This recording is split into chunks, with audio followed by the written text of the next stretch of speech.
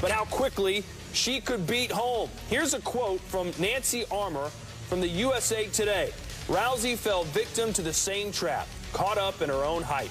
She took the over-the-top arrogance to the extreme, demeaning her opponents, manufacturing vendettas, threatening to beat up Kim Kardashian or anyone else who annoyed her. Rousey captured the sporting world's attention with her bad girl, I can beat Floyd Mayweather, greatest female fighter ever attitude. But now that we look back, did that attitude actually hurt her in the end? I think we got to back it all the way up to how she got to where she was. And part of that is because she's playing by a different set of rules as a female athlete. She can't just be good at her sport. She has to also manufacture headlines. She has to, every time she approaches a fork in the road and can take the more explosive confrontational route, or she could take the good girl, say the right thing route, she kind of had to take the explosive route because she needed to get attention. She needed to build a platform, and I thought she was really smart about how she did that. I mean, she won a medal, an Olympic medal in judo. We didn't know who she was. Obviously, moving into a sport where it's also validating this type of confrontational behavior was helpful to her. I don't think she would have been saying the same things if she was in a basketball or a tennis. A lot of it was the climate of what MMA and UFC brings. But, so my point is that if she was a male athlete, she could just say whatever she wanted, whether that was explosive or not, and being good at her sport would have gotten the headlines. She couldn't do that. She had to make the headlines. So in a lot of ways, we saw her manufacturing these interactions with Floyd Mayweather, with the Kardashians, with almost everything, with Bieber, too. She had to do that. Now, I do think that once she built her platform, she kind of kept her foot on the gas there. And I don't know if that was habitual. I don't know if she kind of got into a rhythm of like, I'm always taking that one road, I'm always taking that one road. She already had the 1.7 million Twitter followers. Everybody was tuning into her matches. I don't know that she needed to go the extra mile with Holly, but I do know that that is how she built her platform, and so I completely understand that that was habitual for her. You know, the conversation after this fight largely revolves around why has there been such a glee in Ronda Rousey's loss? Why have people been so ready to jump on this and say, see, she wasn't everything she was built up to be? You point out, well, she needed to take this road to draw attention to herself, that she needed to hype things up in order to achieve this status in the athletic world. But then the lesson should be clear. If your goal is look at me, if your goal is attention, be prepared for the kind of attention you are going to receive. It will come with the positive, and it will come with the negative. And what Ronda Rousey is experiencing this week, what people are saying this week, is a direct result of the look at me she performed for weeks. Now, I think it's interesting the words that you used, that Nancy Armour used. You said she had to manufacture headlines with the Kardashians. Armour said that she was caught up in her own hype.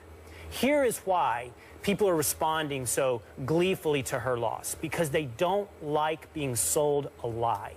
And Ronda Rousey's excellence, or not, that's not fair. Ronda Rousey was excellent. Ronda Rousey as the world's greatest female athlete, Ronda Rousey as somebody who could beat Floyd Mayweather, was a lie. And so when people hear that over and over, I think they have a natural reaction to that, a natural negative reaction to that. They gravitate, I think, perhaps naively and hope, that they gravitate towards the truth. And Ronda Rousey, and not just her fault, by the way, external forces made up the lie. Dana White, for the sake of his organization, for the sake of his sport, built her up bigger than she was. The idea that she could beat Floyd Mayweather was absurd, and she played that up, that she could take Floyd Mayweather. And people wanted to believe that for a variety of reasons, including the fact it would be really awesome if a female athlete could whip a male athlete, especially one that has domestic violence issues, right? Who, by the way, hypes his own stuff beyond reality as well. That would be such a sweet little modern story of justice. But the problem is, it wasn't true. Ronda Rousey was great. She was not the greatest female athlete of our time. She wasn't the greatest female athlete on the face of the earth. That's a huge insult to people like Serena Williams. She wasn't even, as it turns out, the best female MMA fighter. Todd said earlier in the tease, you know, she was the baddest woman on the planet. No, she's not the baddest woman on the planet. Holly Holm has very right claim to that right now today. I don't think we can call it a lie yet. Was it true or not true? Certainly a dent has been put into this mystique. I don't think anybody was ever saying that she was never going to get beat. I think we like the spectacle of watching it, and I think we will like the spectacle of watching the rematch between Holly and Rousey. I don't think it's an out-and-out lie to say that she was one of the greatest female athletes, or I don't know why I'm using past tense, is one of the greatest female athletes. A lot of great athletes take losses. But the lie is how, you have to admit, Kate, the lie is how highly it was built up. It was sold to us. She participated in this. Could she have ever beaten Floyd Mayweather, honestly? Was that ever going to happen? If she can beat Floyd Mayweather? Yes. No, of course I don't. And I'm also not a proponent who thinks like women can play in the WNBA.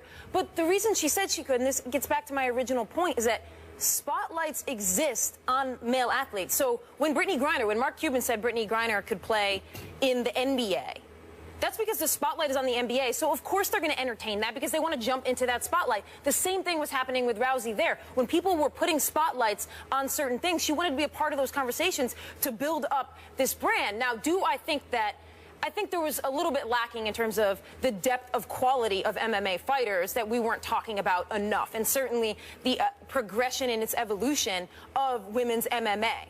It's kind of like 50 years from now, I'm assuming there will be a wealth more of MMA fighters, and Ronda Rousey will be seen more as like a pioneer who played and fought at a time where the depth wasn't there. But that doesn't, all she can do is fight in the moment she's in. So I don't think that completely distracts her. I think it's a little much to say she's a lie at this point.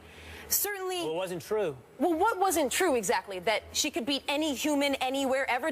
If you really believed that and didn't see that that was part of a UFC MMA hype, well, then you're kind of responsible, too, for buying into that and being a little gullible. I think a decent parallel for Ronda Rousey right now is Mike Tyson. Mike Tyson, for years, was sold as the baddest man on the planet, one of the greatest boxers of all time, perhaps the greatest boxer of all time. And I don't know if you've seen the latest 30 for 30 on Chasing Tyson, but right there, under his nose the entire time was Evander Holyfield. The truth was, Evander Holyfield was the best fighter on the planet during that entire time. And Mike Tyson was way overhyped. Ronda Rousey, fairly similar. The question that we have on the screen is, was she too arrogant? And if you watch the fight itself, she didn't realize that she was getting beat. She had in her mind, I should be able to dominate this girl. Tactics be damned. She was way too aggressive. She should have gone to her bread and butter and tried to take her down more. Instead, she wanted to prove to the world that she was indeed as bad as she'd been saying, instead of having a smart fight and winning the way she knows she could have won. So perhaps in the rematch, she'll do it that way. But I think she got too caught up in the hype when she was actually in the fight itself, and it cost her the loss. Could be. I believe she believed that hype. Yes, she believed it. The Cowboys are expected to finally have Tony Romo back this weekend. Can he save their season? Where's the halo and wings? Will's Cowboys season. Oh. And the Texans. Miracle. Texans too, you said? And a miracle. He's a polygamist. Not the Texans. Why are you so Texas-centric? Why? Where I'm from. Yeah, but you can't support another team from another state. There's strict rules on that, Todd. We can go over what those rules are, but there are very strict rules on when You you live in New York divorce. now, so you're...